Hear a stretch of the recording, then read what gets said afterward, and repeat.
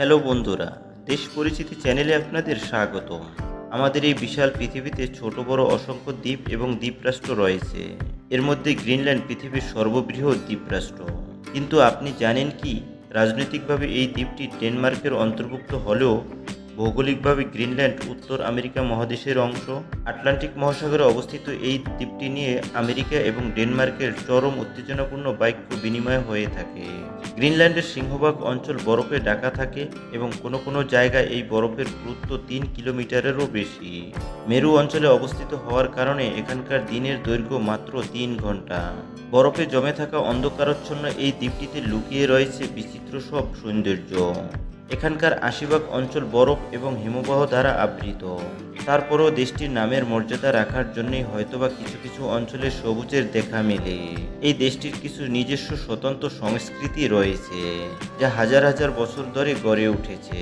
তাই আজকে আমরা গ্রিনল্যান্ডের ইতিহাস, ঐতিহ্য আর সাংস্কৃতিক বৈচিত্র্যতা সহ বিভিন্ন দিক বিস্তারিত জানব দেশ পরিচিতির এই পর্বে। তাহলে বন্ধুরা, চলুন ভিডিওটি শুরু করা যাক।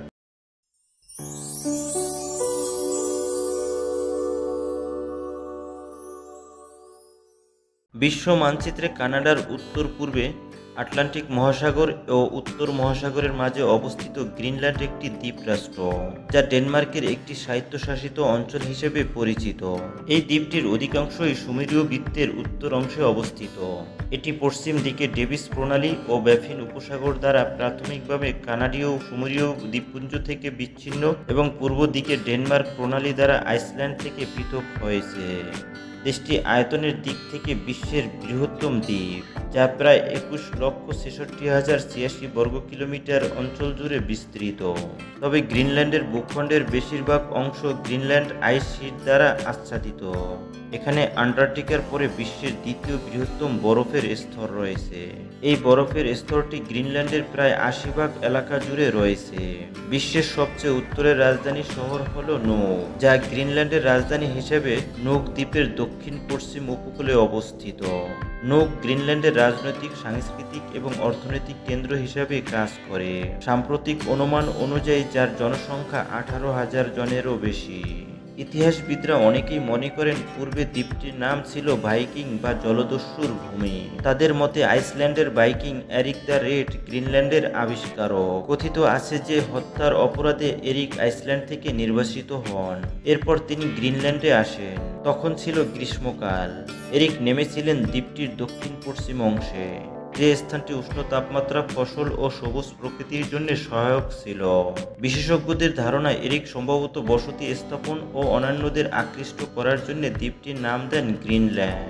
অন্য তথ্য থেকে জানা যায় এরিক দ্বীপটি আবিষ্কারকারী প্রথম ব্যক্তি নন, তবে তিনি যে ইউরোপের প্রথম নাগরিক হিসেবে গ্রিনল্যান্ডে পা রাখেন ও বসতি স্থাপন করেন তাতে সন্দেহ নেই।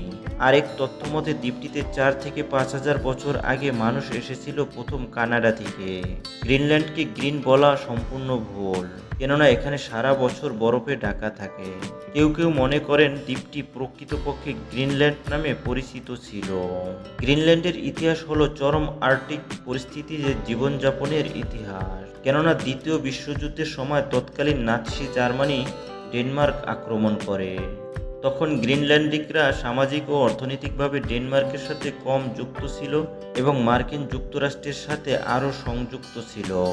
তবে যুদ্ধের পর ডেনমার্ক গ্রিনল্যান্ডের নিয়ন্ত্রণ পুনরুদ্ধার শুরু করে। যদিও গ্রিনল্যান্ড এখনও ডেনমার্ক রাজ্যের একটি অঙ্গ, তবুও তারা 1979 সাল থেকে স্বদেশের শাসন উপভোগ করে আসছে। 1973 সালে ডেনমার্কের অংশ হিসেবে তারা যোগদান করলেও ফ্যারো কখনো যোগদান করেনি এবং পরবর্তীতে 1985 সালে দ্বীপটিকে ইউরোপীয় অর্থনৈতিক সম্প্রদায় ছেড়ে যাওয়ার সিদ্ধান্ত নেন। গ্রিনল্যান্ড একটি অত্যন্ত সম্পদ সমৃদ্ধ দ্বীপ। এটি তেল ও গ্যাসের মজুদে সমৃদ্ধ। এখানে সবুজ প্রযুক্তির জন্য প্রয়োজনীয় বিরল মাটির উপকরণ এবং কাঁচামালের বিশাল সরবরাহ রয়েছে, যার ফলে বর্তমানে চীন গ্রিনল্যান্ডে তার উপস্থিতি বাড়াতে চাইছে, কেননা বেইজিং বিশ্বের গুরুত্বপূর্ণ কাঁচামালের রপ্তানির বেশিরভাগ অংশ নিয়ন্ত্রণ করছে এবং রপ্তানিতে নিষেধাজ্ঞা আরোপের হুমকি দিচ্ছে। তবে ওয়াশিংটন এ পরিস্থিতি এড়াতে চায়। অন্যদিকে ট্রাম্প মনে করেন গ্রিনল্যান্ড কিনলে তিনি প্রযুক্তি এবং বিরল উপকরণের দিক থেকে বিশ্বে চীনের আধিপত্য বিস্তার বন্ধ করতে পারবেন। তাই গ্রিনল্যান্ড কিনতে মরিয়া হয়ে উঠেছেন মার্কিন প্রেসিডেন্ট ডোনাল্ড ট্রাম্প। দ্বীপটি নিয়ে তিনি তার দৃষ্টিভঙ্গি স্পষ্ট করে জানিয়েছেন যে তিনি গ্রিনল্যান্ড কিনতে চান। এখন প্রশ্ন উঠেছে, উত্তর আমেরিকা এবং রাশিয়ার মধ্যে ইউরোপের উত্তর পশ্চিমে অবস্থিত এই দ্বীপটি আসলে কার? এটি কেনার জন্য ট্রাম্প কার সাথে আলোচনা করেছেন? রাত ৩টা, কিন্তু চোখের সামনে জ্বলজ্বল করেছে সূর্য। অবাক হচ্ছেন? এটা গ্রিনল্যান্ডের বিষয়। সারা বছর বরফে ঢাকা থাকলেও গ্রীষ্মে বরফ কেটে গেলে দেশটির রূপ পাল্টে যায়।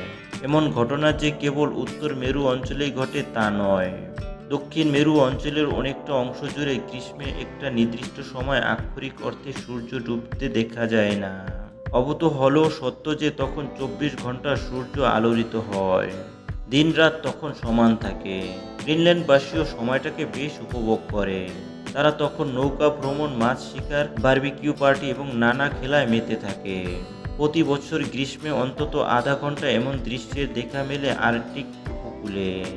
তবে গ্রিনল্যান্ডের কিছু অঞ্চলে মধ্যরাতের সূর্য একটু দীর্ঘায়িত হয়। দেশটির ইলুলিসাত শহরে ২ মাসেরও বেশি সময় এমন দৃশ্য দেখা যায়। কানাক শহরে তো প্রায় ৩.৫ মাস সূর্য অস্তই যায় না। তবে একই সময় দেশটির দক্ষিণের শহর নানরতালিকে মধ্যরাতের সূর্যের দেখা মেলে না। বিশ্বের বৃহত্তম জাতীয় উদ্যান গ্রিনল্যান্ডে রয়েছে, যা উত্তর পূর্ব গ্রিনল্যান্ড জাতীয় উদ্যান নামে সমাদৃত এবং এর আয়তন প্রায় ৯,৭২,০০০ বর্গ কিলোমিটার। এই বিশাল সংরক্ষিত এলাকায় উত্তর পূর্ব গ্রিনল্যান্ডের একটি উল্লেখযোগ্য অংশ দখল করে আছে। উদ্যানটিতে রয়েছে আশ্চর্য আর্কটিক প্রাকৃতিক দৃশ্য, যার মধ্যে রয়েছে হিমবাহ, ফিয়র্ড, বরফের টুপি এবং মেরু ভাল্লুক ও আর্কটিক শেয়ালের মতো বন্যপ্রাণী। এর বিশাল আকার ও অক্ষত প্রকৃতি এটিকে প্রকৃতি উৎসাহী এবং আর্কটিক বাস্তুতন্ত্র অধ্যয়নের আগ্রহী গবেষকদের জন্য একটি স্বর্গে পরিণত করেছে। সেলেস কুকুর গ্রিনল্যান্ডের পরিবহনের একটি প্রাসঙ্গিক এবং গুরুত্বপূর্ণ মাধ্যম হিসাবে রয়ে গেছে, বিশেষ করে দূরবর্তী এবং দুর্গম এলাকায় যেখানে আধুনিক পরিবহন অবকাঠামো সীমিত। অনেক গ্রিনল্যান্ডিক সম্প্রদায়ে, বিশেষ করে উত্তর ও পূর্বাঞ্চলের সেগুলিতে সেলেস কুকুর দৈনন্দিন জীবনের অবিচ্ছেদ্য অংশ, যা শিকার, মাছ ধরা এবং আর্কটিক প্রাকৃতিক দৃশ্য জোরানো ভ্রমণের জন্য প্রয়োজনীয় পরিবহন প্রদান করে, বিশেষ করে শীতের মাসগুলিতে যখন বরফ এবং তুষার ভূমিতে আচ্ছাদিত থাকে। গ্রিনল্যান্ডে বিভিন্ন সংস্কৃতির মানুষের বসবাস, তবে এর সংখ্যা মাত্র ৫৭,০০০। এটি বিশ্বের সর্বনিম্ন জনসংখ্যার দেশ, যার মধ্যে ৩০% বসবাস করে নিউ ইয়র্ক সিটিতে। গ্রিনল্যান্ডে ২টি প্রাথমিক ভাষা রয়েছে, গ্রিনল্যান্ডিক এবং ড্যানিশ। গ্রিনল্যান্ডিক ভাষায় গ্রিনল্যান্ডকে কালালিত নুনাদ বা জনগণের ভূমি বলা হয়। এখানকার আদিবাসীরা ইনুইট নামে পরিচিত, আর এখানে প্রায় ৮৮% ইনুইট জাতিগোষ্ঠীর বসবাস। বাকি 12% Iceland, Ireland, Philippine, Sweden, Norway, Germany এবং ড্যানিশ বা ডাচদের উত্তরসূরি। প্রায় ৯০% ইনুইট দেশটির ১৬টি শহরে বাস করে। তন্মধ্যে গ্রিনল্যান্ডের রাজধানী নুক শহরে প্রায় ১৮,০০০ ইনুইট জাতিগোষ্ঠী রয়েছে। গ্রিনল্যান্ডের অর্থনীতির প্রধান ভিত্তি হল মৎস্য ও তিমি শিকার, যা দেশের আয়ের প্রধান উৎস। এছাড়াও পর্যটন ও খনিজ সম্পদ থেকেও দেশটির আয় বৃদ্ধি পাচ্ছে। দেশটির মোট জিডিপি $১.৮ বিলিয়ন এবং মাথাপিছু আয় প্রায় $২০,০০০।